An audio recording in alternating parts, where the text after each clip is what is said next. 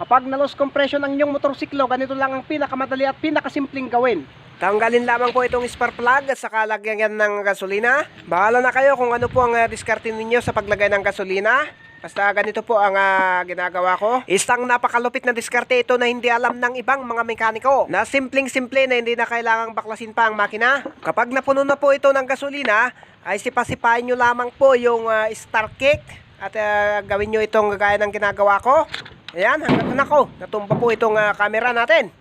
Sipain lamang po itong start kick hanggang sa maubos yung linagay nating gasolina o linagay ninyo. Ang purpose po kasi itong ginagawa natin na ipinapakita sa inyo ay para po matanggal yung mga uring o mga dumi na naikalso doon sa valve.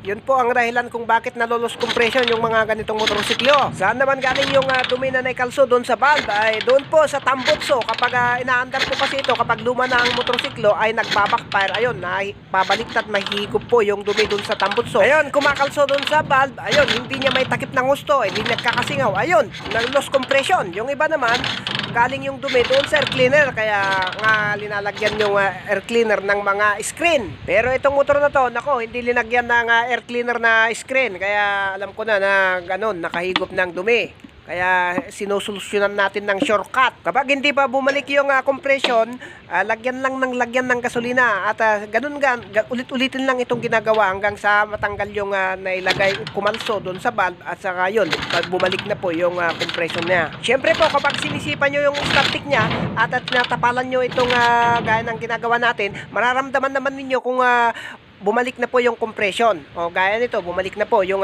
compression, edi balik na yung spark plug, o di okay na. Pero kung ang dahilan ng pagka-loss compression ng motorsiklo ninyo ay nabitak o sumabog yung piston o naputol yung piston ring o kaya natanggal yung lock ng valve, ay top overhaul na po yun kapag yun po ang mga dahilan ng mga loss compression. Doon